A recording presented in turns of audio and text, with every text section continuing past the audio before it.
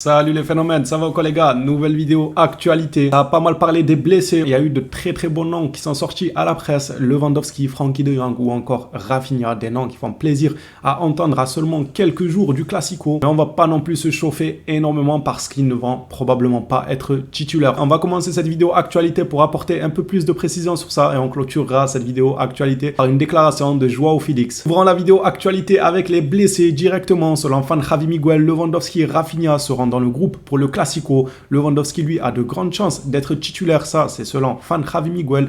Frenkie de Jong, lui, de son côté, pourrait lui aussi être dans le groupe. Le club veut rester prudent à son sujet. Le communiqué d'avant était donc de la part de fan Javi Miguel. Juan Martí, lui, de son côté, sent un peu la chose différemment. Pour lui, Lewandowski pourrait participer au match, donc au Classico, mais pas en étant titulaire, plutôt en participant 15 à 20 minutes du match. Moi, ça me paraît plus cohérent, ça. Le fait qu'il revienne directement en titulaire, ça me paraît gros. J'ai tendance à croire qu'il va jouer 10, 20, voire 30 minutes du match. Je sais pas vous les Blaugrana, vous vous rangez de quel côté pour l'instant. Apparemment, dans les prochaines heures, on aura plus de précision au sujet de qui va participer au match et qui ne va pas jouer. Pour l'instant, la température actuelle veut que Frenkie de Jong ne participe pas car le club veut rester prudent comme nous l'annonce fan Javi Miguel. Et Lewandowski de son côté, fan Javi Miguel le voit plutôt en tant que titulaire et Juan Martí de son côté le voit plutôt comme quelqu'un qui pourrait jouer 15 à 20 minutes. Je me range plutôt de ce côté-là en attendant bien évidemment la précision finale. Parlons maintenant du milieu de terrain qui va probablement être aligné face au Real Madrid. Après son magnifique match face au Shakhtar, on avait posé la question à Fermin, est-ce qu'il se voyait titulaire au Classico? Il a dit qu'il aimerait bien, mais que c'était les choix du coach, quelque chose comme ça. Dans tous les cas, ils sont tous blessés. Donc bien sûr qu'on va compter sur toi. Non seulement ils sont tous blessés, mais en plus de ça, tu es un monstre sur le terrain, tu réponds présent match après match. On voit clairement ton évolution à vue d'œil. C'était logique que tu allais être récompensé en jouant le Classico. Et dans tous les cas, comme je dis, il y avait beaucoup de blessés. Aujourd'hui, Mundo Deportivo nous a apporté que Gavi et Fermin seront à la baguette au milieu de terrain. Maintenant, la question que je me pose, c'est Gavi et Fermin et qui? Est-ce que c'est Gavi, Fermin et Gundogan? Ou est-ce que c'est Gavi, Fermin et Romeu? Ou bien les quatre? Moi, ça ne m'étonnerait pas que ce soit les quatre en fait. Xavi va sûrement arriver avec Fermin, Gavi, Gundogan et Romeu. Dites-moi vous ce que vous en pensez les Blaugrana dans les commentaires. Que voyez-vous comme milieu de terrain face au Real Madrid? Ou bien même quel serait le milieu de terrain idéal pour vous face au Real Madrid?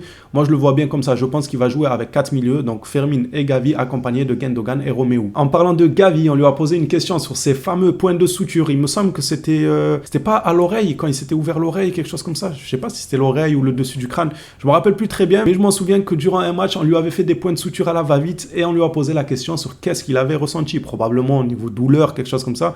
Gavi, il en a rien à foutre. De toute façon, on sait que c'est un guerrier. Lui, il est prêt à mourir sur le terrain. Regardez ce qu'il répond. Les points de suture, je ne m'en souviens plus. J'avais hâte de retourner sur le terrain. Le gars, on lui a perforé la peau pour lui faire des points de suture. Il s'en souvient même pas. Il a rien ressenti tellement le gars dans l'adrénaline. Il voulait vite retourner sur le terrain, combattre auprès des siens. Il n'a même pas remarqué qu'on est en train de lui perforer la peau. Passons maintenant à une information sur Lamine Yamal. Et hier, durant mon débrief, il y en a quelques-uns qui m'ont dit, tu trouves pas que Yamal n'apporte plus ce qu'il a porté? Moi, je trouve pas, non. Pas dans le sens, parce que si on devait être objectif, oui, c'est pas le Yamal des premiers matchs, mais je trouve quand même pas, parce que pour moi, c'est normal. C'est la logique, c'est la suite logique pour Lamine Yamal. En fait, il est rentré en bombe, mettez-vous juste à sa place. Imaginez, vous avez 16 ans, tu rentres premier match, tout le monde parle de toi, on t'acclame partout, t'es le nouveau ci, t'es le nouveau ça. L'équipe nationale du Maroc qui essaie de t'arracher, l'Espagne qui essaie de t'arracher d'un côté, t'es au centre du monde, en fait. Le monde entier, la galaxie du football est en train de parler uniquement de toi, et ça à 16 ans. Même pas, il avait 15 ans et demi. 15 ans et demi, on parlait déjà de lui à gauche, à droite. Vous vous rendez compte? Je crois qu'il y en a qui réalisent pas assez, c'est quoi 15 ans, 16 ans, les gars? Pour moi, c'est juste logique que Lamine Yamal, là, maintenant, on a l'impression que,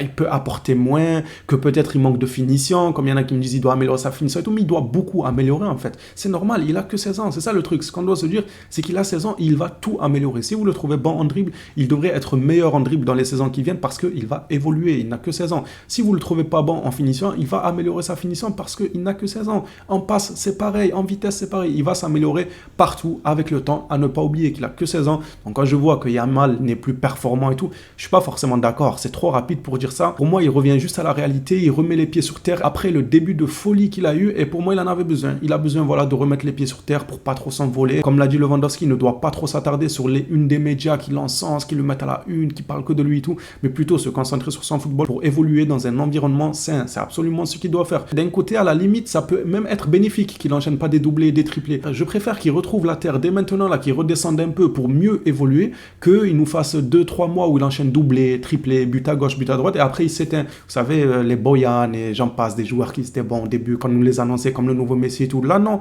Moi, je trouve que c'est parfait. Yamal, il arrive, il dynamite tout, ça parle que de lui. Les matchs d'après, il lève un peu le pied, on le voit un peu moins, même si je trouve que ses coéquipiers, des fois, fois, il ne joue pas forcément tout le temps avec lui. Mais mis à part cette précision, je ne vois pas ce qu'on pourrait reprocher à Yamal. Je vous l'ai dit, il faut absolument pas compter sur un gamin de 16 ans quand tu t'appelles le FC Barcelone pour ta saison, que ce soit en Ligue des Champions ou en championnat. À partir du moment qu'on ne doit pas tout reposer sur ses épaules à 16 ans, on ne peut pas, au moindre match où il est moyen, on va dire, on ne peut pas venir dire, ouais, non, il fait n'importe quoi, il n'a pas progressé. Non.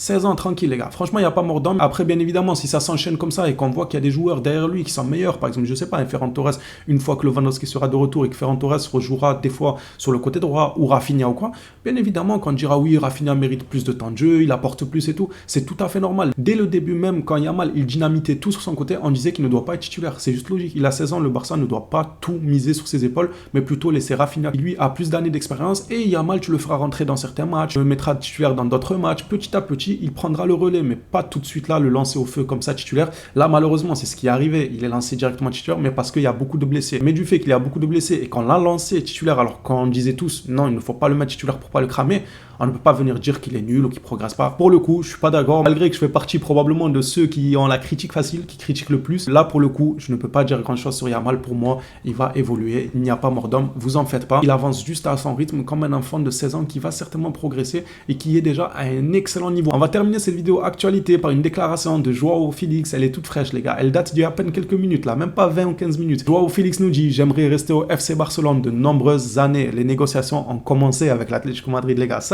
Ça annonce les négociations avec l'Atlético Madrid. C'est très bien, ça va dans le même sens que Félix qui faisait les yeux doux pour venir au FC Barcelone. Là, c'est pareil. Rebelote, il fait les yeux doux pour continuer l'aventure du côté du Barça, rester encore plus d'années. Allez, Déco, va nous chercher cette signature définitive pour Joao Félix. Les phénomènes, cette vidéo actualité se termine ici. Merci à toi, tu l'as suivi jusque-là.